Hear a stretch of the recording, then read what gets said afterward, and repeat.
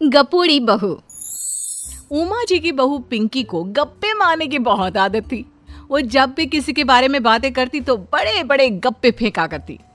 आसपास के सब लोगों को पता था कि पिंकी बहुत बड़ी गपोड़ी बाज है। लोग उसकी बात पर विश्वास नहीं किया करते थे, लेकिन हाँ, उसकी बातें सुन सुनकर हंसते बहुत थे। अरे बहू, पड़ोस वाली शर्मा जी है ना, उनकी बेटी का जन्मदिन है, तुम भी चली जाना। ठीक है मम्मी जी, ये तो बता दो गिफ्ट में लेकर क्या जाना है? अरे लेकर क्या जाना है, 250 का लिफाफा दे देना, बस काफी है। अरे मम्मी जी, अच्छा लगेगा क्या? पड़ोसी है हमारे, हमें कुछ बड़ा लेकर जाना चाहिए। अरे बहू, इतना काफी है। जानती हैं आप, मेरे मायके में जब पड़ोस में किसी की बर्थडे होती थी ना, तो मम्मी कुछ ना कुछ गोल्ड का ही देकर भेजती थी। पड़ोसी के बर्थडे में सोना? कैसी बातें करती हो। और नहीं तो क्या, आपकी तरह थोड़ी ना लिफाफा पकड़ा दिया। पिंकी शर्मा जी की बेटी के जन्मदिन में चली जाती है। अरे आज तो बड़ी सुंदर लग रही हो साड़ी में। जी मैं तो लहंगा पहनकर आने वाली थी, मम्मी जी नहीं मानी। अरे बेटा, बर्थडे पार्टी में तो साड़ी चल जाती है, मेरा मतलब कोई शादी थोड़ी ना है। कैसी बात कर रही हैं आप आंटी जी? मेरे मायके में तो छोटे छोटे फंक्शन भी हम लोग लहंगा बनवाते थे बुटीक से, डिजाइन करवाकर। चाहे पड़ोस में किसी का जन्मदिन हो, मेरी मम्मी हमेशा बुटीक से नया लहंगा डिजाइन करवाती थी। मैंने तो ऐसा कहीं नहीं देखा, ये तो तुमने आज बड़े कमाल की बात बताई। अरे जाने दीजिए, कोई बात नहीं। और बताइए, आपकी बेटी नजर नहीं आ रही? अरे भाभी, मैं यहाँ हूँ, ये देखिए मेरा ड्रेस कैसा लग रहा है? ठीक ही है, मतलब बर्थडे के हिसाब से थोड़ा हल्का है ना। अरे भाभी, इतना सुंदर गाउन पहना है मैंने। मैं ना शादी से पहले अपने बर्थडे पर हमेशा जरी वाला लहंगा पहना करती थी, यही मैं तुम्हारी मम्मी को भी बता रही थी। इसके बाद केक काटने का प्रोग्राम शुरू होता है। सब लोग इकट्ठे हो जाते हैं। शर्मा जी की बेटी का केक देखकर पिंकी से रहा नहीं जाता। उसके अंदर का गपोड़ी बाज बाहर निकल कर आ जाता है। अरे इतना छोटा सा केक! अरे बेटा, मेहमानों के हिसाब से ही है, जितने लोग इतना बड़ा केक। आंटी जी, कम से कम 4 या 5 मंजिल वाला केक तो बनाना चाहिए था। आपकी बेटी का बर्थडे रोज रोज थोड़ी ना आता है। मेरे बर्थडे पर हमेशा पापा 4 केक बनवाते थे, सारे केक 4-4 मंजिल के होते थे।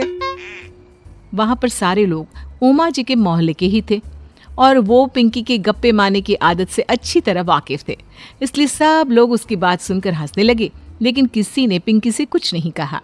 एक दिन सुबह सुबह पिंकी ने अपनी सास से कहा, मम्मी जी, मेरे मम्मी पापा मुझसे मिलने के लिए यहाँ आ रहे हैं। अरे वाह, ये तो बहुत अच्छी बात है, उनके आने की तैयारी करो, अच्छा अच्छा खाना बनाओ। वैसे कब तक आएंगे? मम्मी जी फ्लाइट से आ रहे हैं, कल शाम को 4 बजे की फ्लाइट है। फ्लाइट? लेकिन बेटा, तेरा मायका तो यहाँ से 2 घंटे की दूरी पर है, तेरे मम्मी पापा फ्लाइट से कब से आने लगे?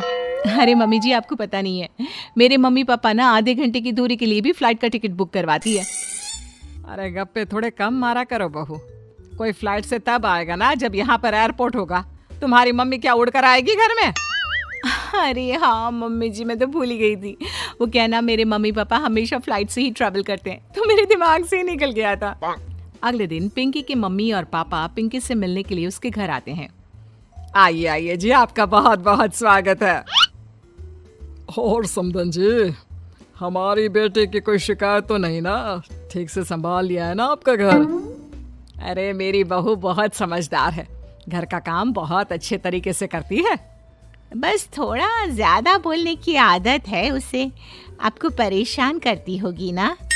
बात तो आपकी सही है, उसकी थोड़ा ज्यादा नहीं बहुत ज्यादा बोलने की आदत है। लेकिन कोई बात नहीं, आपकी बेटी दिल की बहुत अच्छी है, बस थोड़ा बोलती ही तो ज्यादा है। पिंकी बेटा, इधर आओ, देखो तुम्हारे मम्मी पापा आए हैं, तुमने इनके लिए खाना तो बना लिया ना? वो क्या है ना मम्मी जी, आपसे एक बात कहनी थी। हाँ हाँ बोलो बहू, क्या बात है, डरने की कोई जरूरत नहीं। वो मम्मी जी, मैंने सोचा मम्मी पापा आए हैं तो खाना बाहर से मंगवा लेती हूँ। अरे कोई बात नहीं बेटा, वैसे भी तुम किचन में काम करने लग जाती तो अपने मम्मी पापा से बात कब करती। बहुत अच्छा किया, अब तुम अपने मम्मी पापा के साथ बैठकर आराम से बात करो, मैं अंदर जाती हूँ।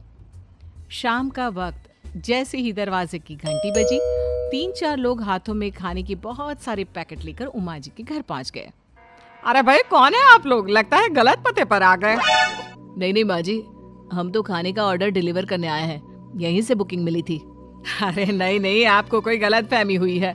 हमारे यहाँ तो 2 ही मेहमान आए हैं। आपके हाथ के पैकेट देखकर लगता है इसमें 50 लोगों का खाना है। माँ जी, आपने सही समझा, खाना तो इसमें 50 लोगों का ही है, क्योंकि हमें ऑर्डर यहीं से 50 लोगों का मिला है। अरे लेकिन इतना सारा खाना, कहीं मेरी बहू ने अपनी गप मारने की आदत के चलते ऐसा तो नहीं कर दिया? ये खाना आप रख लीजिए और हमें हमारे पैसे दे दीजिए। अच्छा, वैसे कितने का बिल बना है?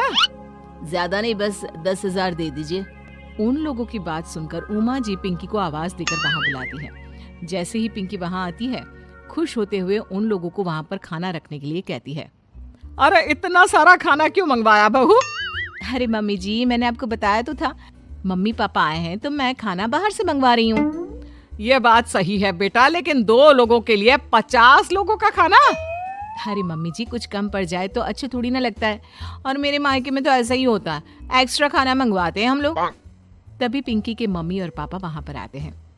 अरे बेटा, एक्स्ट्रा खाना मंगवाने का मतलब ये थोड़ी ना होता है कि 2 लोगों के खाने के लिए 50 लोगों का खाना मंगवा लो। और बेटा, तुम्हारी गप मारने की आदत के चलते 10,000 का बिल आया है। तुम्हें नहीं लगता ये गलत है? देखो बहू, बढ़ा चढ़ाकर बातें करना अपनी जगह, लेकिन इतनी बड़ी बड़ी फेंकना भी गलत है ना। पहली बात तो इतने सारे पैसे लगे, और दूसरी बात खाना वेस्ट होगा। आप लोग ठीक कहते हैं, मैं आज के बाद अपनी इस आदत को कंट्रोल करने की कोशिश करूंगी और अब से गप थोड़ी कम मारा करूंगी। पिंकी की बात सुनकर सब लोग हंसने लगे।